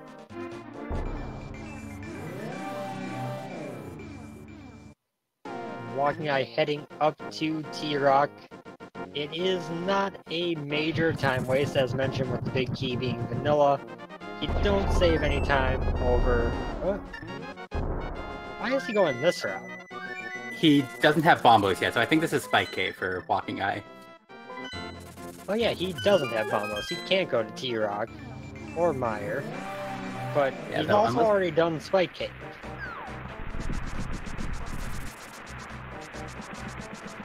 Oh, I know, this is Ether Tablet. And then maybe Spike Cave after, yeah. It's a very long walk to go on for one item there. Granted, the item that he needs to get is also a very long walk for one item, so... yeah.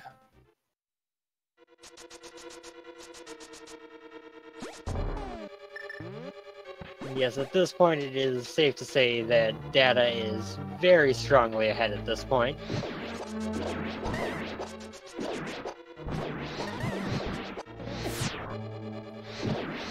Looks like walkingeye is headed to the Dark World. This will probably be the Pyramid and Catfish check.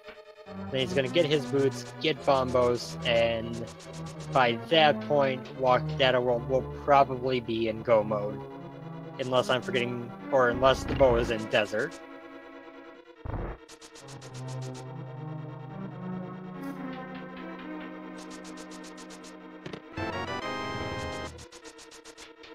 But even if we find the bow in Desert, it's not going to be too painful, considering they're just right there. Yeah, it's just a matter of the slight difference behind your opponents pretty much in go mode versus they're still gonna have to go into a dungeon they haven't touched yet.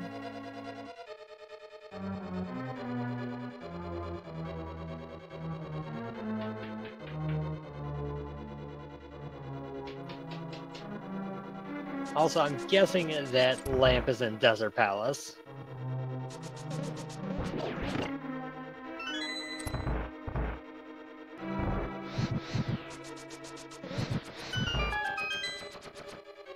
Although for these two runners, they don't particularly care about lamp unless they really need a fire source for something. I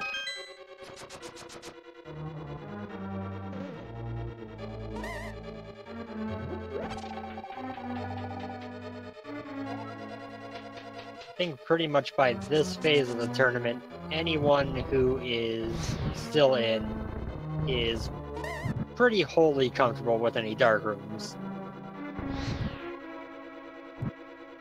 Exactly, and with half magic, they don't necessarily need to be saving on magic.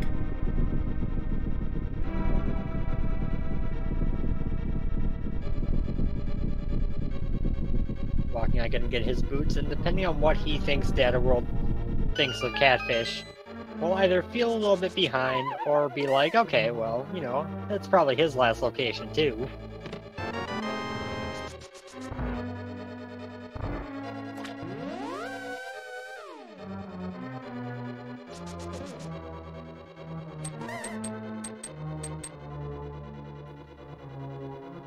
So if Walkingeye goes, grabs Bombos, and heads straight to Meyer, there's still a chance that something in GT could happen that could balance this out a bit, but Dataworld definitely has a sizable enough lead that it would take something pretty major.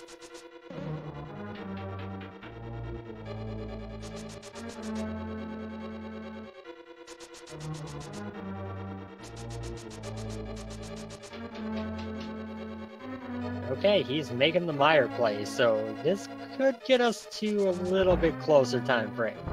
Our tracker is pointing out in chat a good point that there is the back of Pod to consider, since Dataworld did not get the big key while he was there.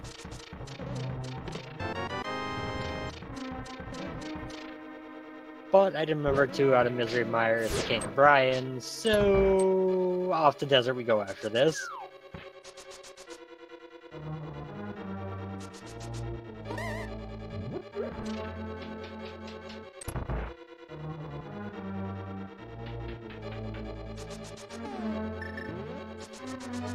So what do you think these runners are thinking of this seed right now? I don't think either runner's a pretty big fan of the seed, with Hookshot and Boots being where they were. And yeah, like you've been saying, both runners are given where their items were, they're probably feeling tied at best, but maybe a little bit behind.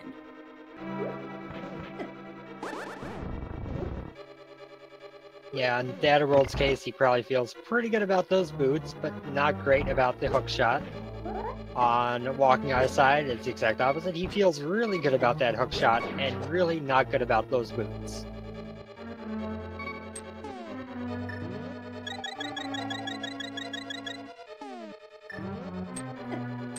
Meyer Darkroom isn't all that bad if you know how to set it up.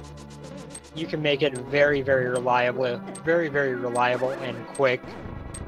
It gets a lot of flack for being a very difficult darkroom, but it's honestly one of the most consistent ones movement-wise to get through cleanly.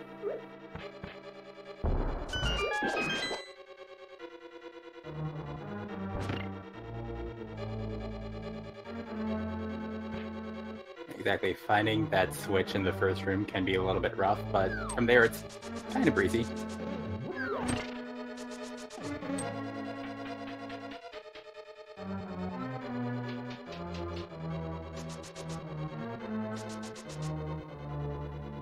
Going to Vitreous, we're going to see pretty much NMG Vitreous here, I'm sure. And there he goes with the damage boosted spins.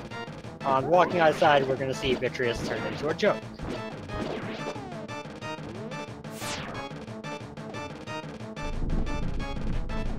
Wait, no he won't, because there's no bow.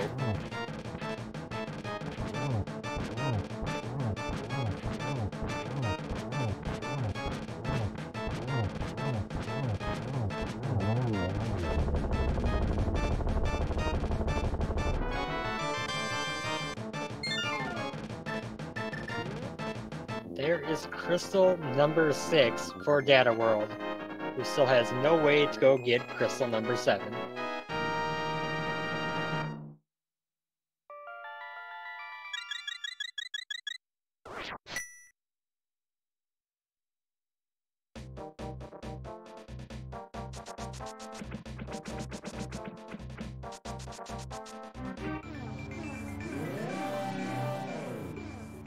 And Data knows full well that he needs to go in the desert.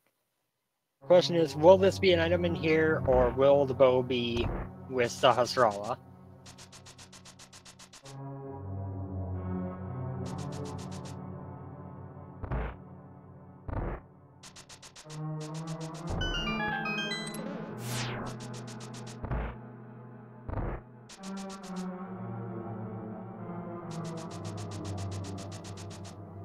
Gets a small key off the torch, heads over to the right side. He's going to find a big key over here, and one other item, be it a dungeon item or a actual item.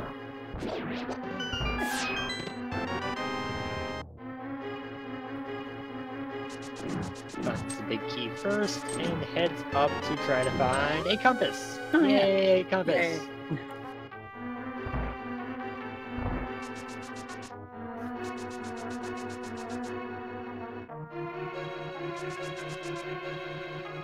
WalkingEye working his way through the darkroom and mire. We'll see if he follows suit, heading right into desert when he's done. For him, all of T-Rock is open, so it might be a little bit less tempting to... Hey, there's a lamp. 1 hour and 32 minutes into the run, with Dataworld having done almost all the dark rooms in the game. We find the lamp. And this, ladies and gentlemen, is why most runners of this game end up learning dark rooms. Because that would just be awful.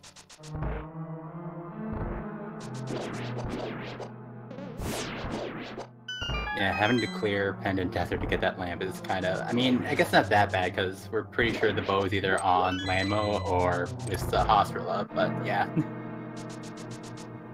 It's mostly just having to get those boots from Catfish first, and that just feels wrong.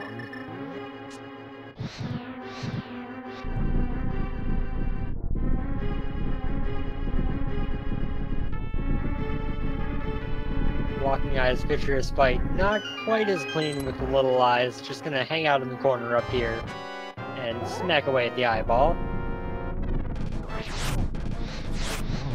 Pedestal has not been checked, but it could not have been anything for quite some time now.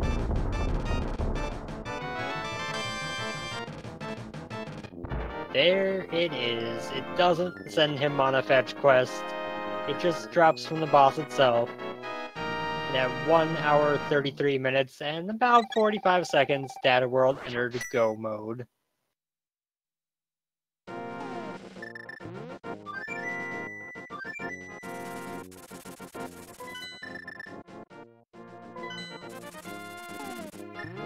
He is going to head over here to Pod, find his big key in the Dark Maze. It's probably going to be one of the last locations he ends up checking.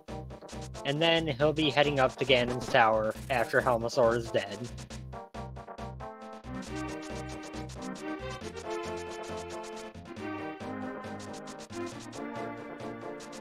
And WalkingEye has chosen to bet on the 6 items in T-Rock, and that pretty much seals the deal. There's not much he can do at this point to come back. If he had gotten that bow right away, he might have been able to make some gambles, big key-wise and GT. But he's gonna go up to T-Rock, and that's gonna pretty much put a nail in it.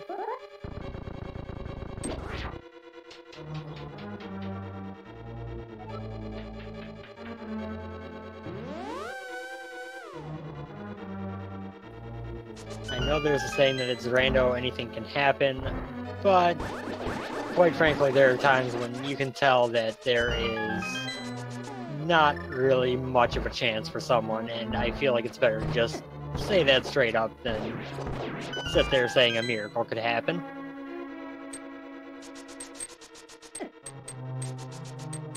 I couldn't agree more. It is unfortunate, but yeah, this race was pretty much decided. Now the good thing for WalkingEye here is that this is race 1 of 3. So in a best 2 of 3 format, you know, getting a little bit trolled by boots on Catfish isn't going to end your tournament life. You get another chance. So it's not the end of the world. It makes these matches a little bit easier to deal with, gives you a little bit less impact of those situations in the final push through, but it's still going to put you kind of on edge for the next couple races.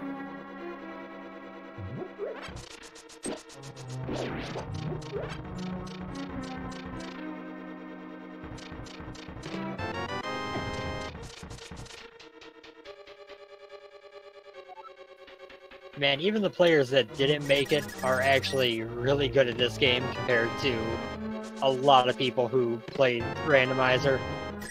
I gotta say, watching throughout this tournament or throughout the Swiss stage, a lot of the matches are significantly better than I was when I was at the point of experience that some of those runners are.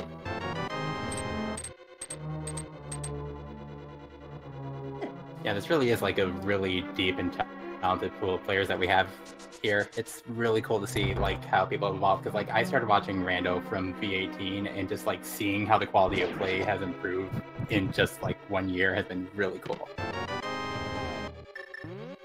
Yep, I actually got into Rando not long after the spring tournament last year, so it's been about a year for me, and the change in the community and finding 512 people who were good enough to put people like, you know, Slim Kirby, Act the Boker, not making it to brackets. That is super crazy compared to where the community was last year. It's been real fun to watch.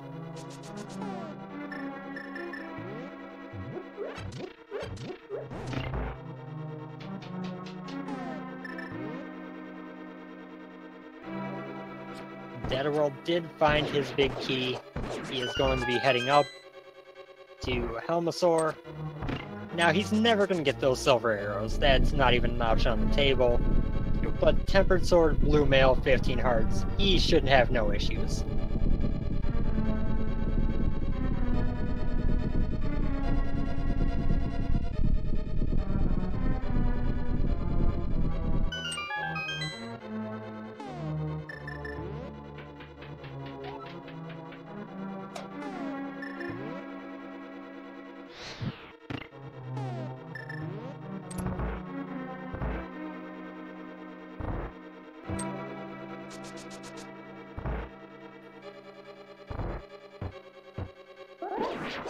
And takes out the turtles. Didn't go the most smoothly for him, but honestly, he has room for things to not go the most smoothly for him.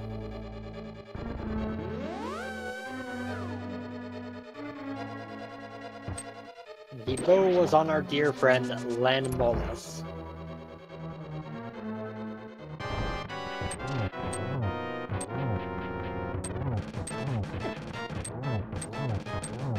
So we're about to get our 7th crystal here on Data World side. This is in speed gaming, so we don't have the bot and the leaderboard and everything, but we do have a little bit of a game to play here.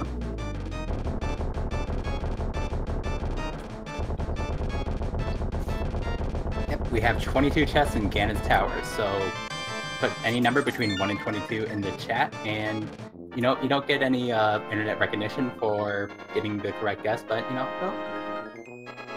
we'll appreciate it. Yeah, I'll give whoever wins, you know, a round of applause. I have push to talk, so while I'm clapping, you won't be able to hear it, but you're just gonna have to trust me that I give you a nice full round of applause.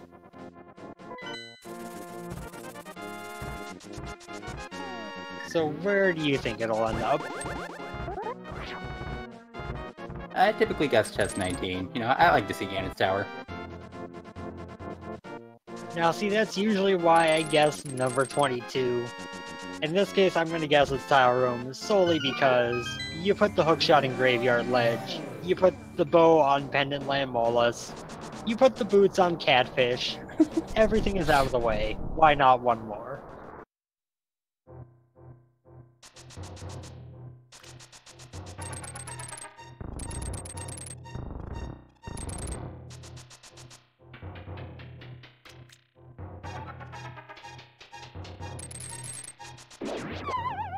And the Walking Eye is about to get the bad news here on Laser Bridge, as the bow is not in T-Rock.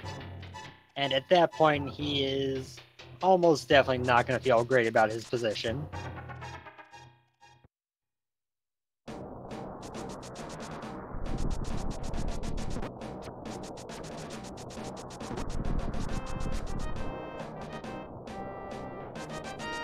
Does get that real fancy red shield, though.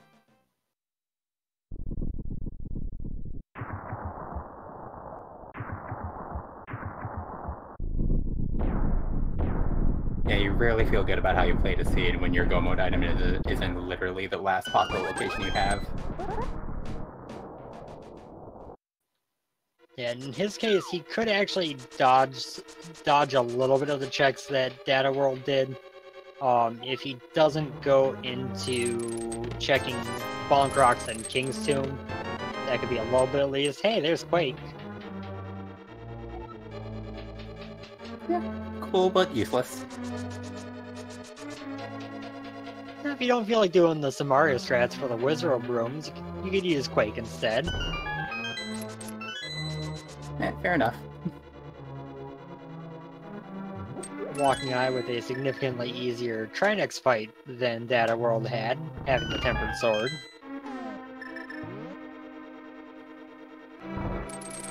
And location number 3, Bob's Torch, was a small key, so rip Bob.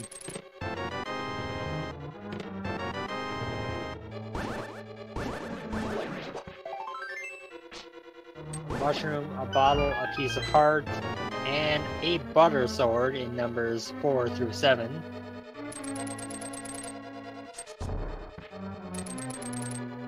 So this seed just made absolutely sure that no one had to deal with Master Sword Ganon. You had pretty much 2 unavoidable swords.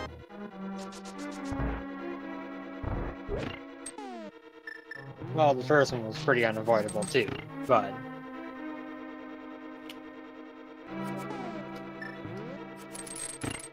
I know, since he's going to make characters required, it can at least make sure you don't do Master Sword Ganon.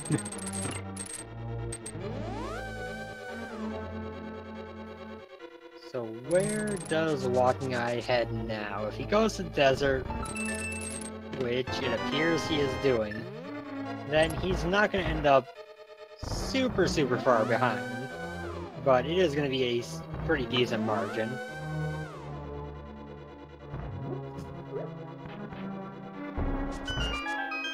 Coming up on Rando Room, which will be chests 9, 10, 11, and 12, if I counted right.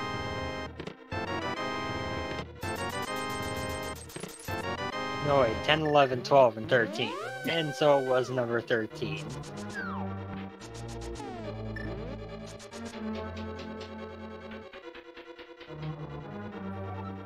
Applause has been granted for whoever guessed 13 first.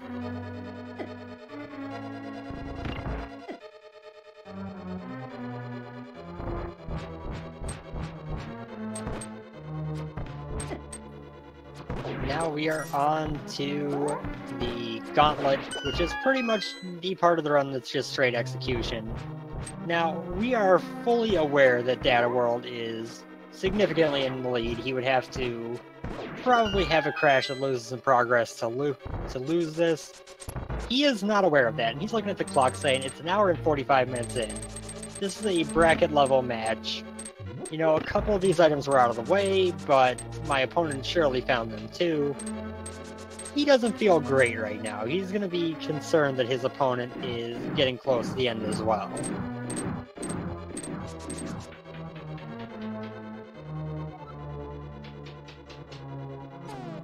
Yeah, exactly. I was just gonna say that, like, even if he didn't have the SRTV page up, he knows that he's in a race, so he's probably like feeling the weight of that pressure, like as he's coming up these rooms. Yeah, he kind of probably showed his nerves a little bit on the Mimic rooms there, but these Gauntlet rooms have been very clean.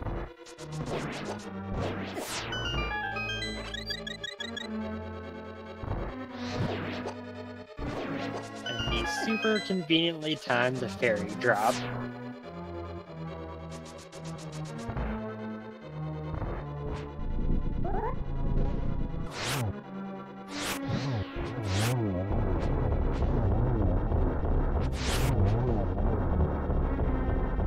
Fire Rod and Butter Sword to quickly dispatch the Lamolus, and heading up to everyone's favorite rooms in GT, the Wizrobe rooms.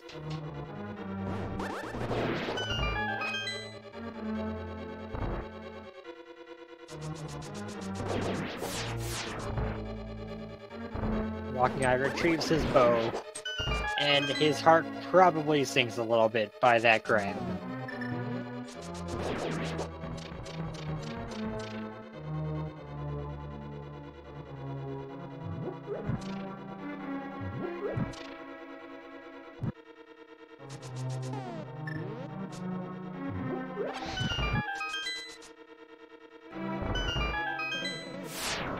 The bow is in both of these players' inventory.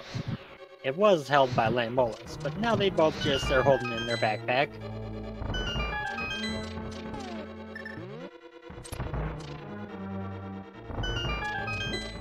Speaking of which, Link doesn't even have pockets. Where does he hold all these weapons?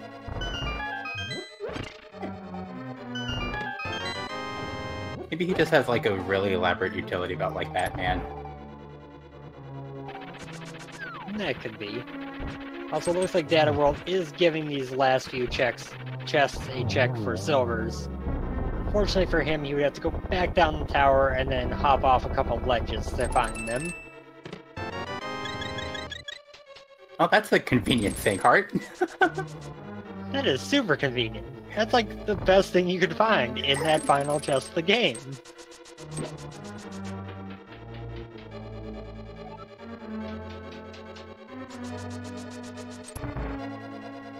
So, no silvers for dataworld, but he is going to have a pretty straightforward Ganon fight coming up. 6 slashes for phase 1, 6 slashes for phase 2, 4 for phase 3, and last but not least, 12 spins for phase 4.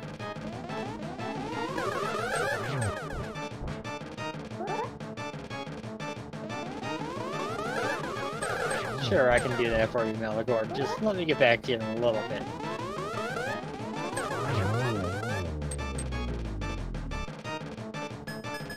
Mega 2 is down, and we are off to fight everyone's buddy, the big pig himself, Ganon.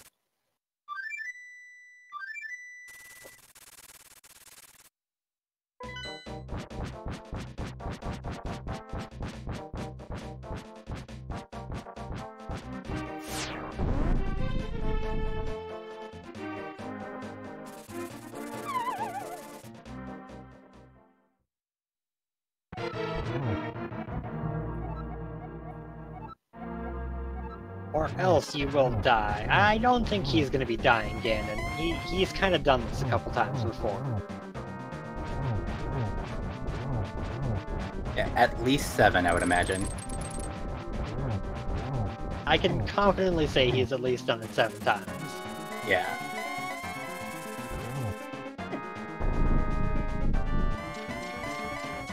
If I had to guess, it's probably more than that, but I'm no expert, so I'm gonna stick with the safe answer of 7. We don't want to make any assumptions, you know, we don't want to look like fools here. How ridiculous would that be if someone's only seeds they've ever played were in the tournament and they actually ended up in brackets?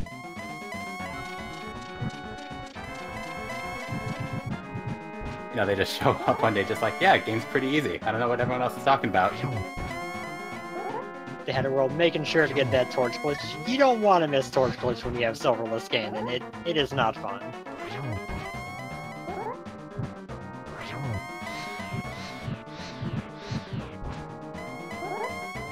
Making really sure he had that torch get firing like 5 times at it.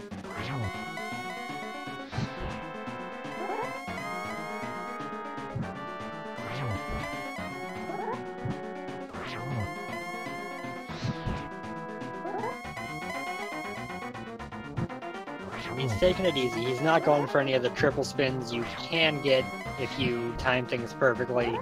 He's really just going for 2 per phase, which is a very safe way to do it.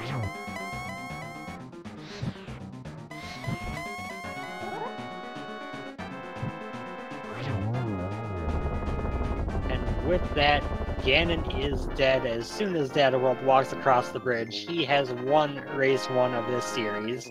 GG to Dataworld.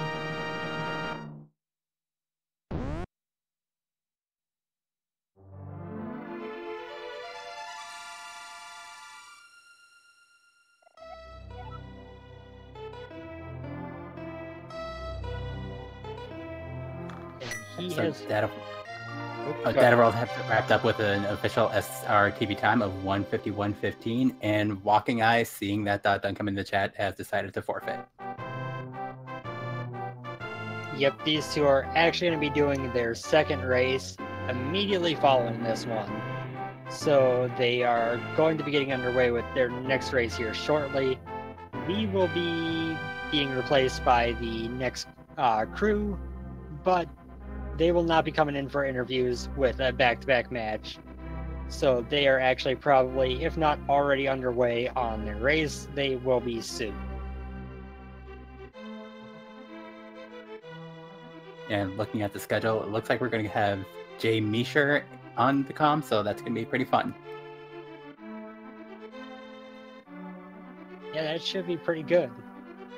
So for this seed, items really far out of the way, not the nicest seed, but it lets him finish with butter, and you could get silver arrows with a pretty quick check of Spike Cave, but it was nearly a full clear, so not the best of seeds I've seen in this tournament. Yeah, no, not friendly to the runners at all. Yeah, especially that weird bow location.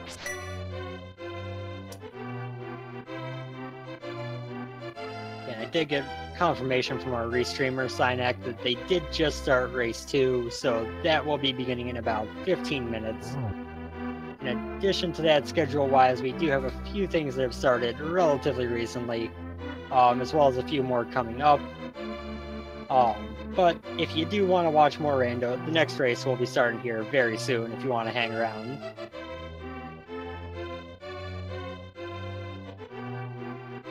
We got Rando all day on the Speed Game Networks, the ALTTP Randomizer Network, so we have plenty of entertainment for you all day.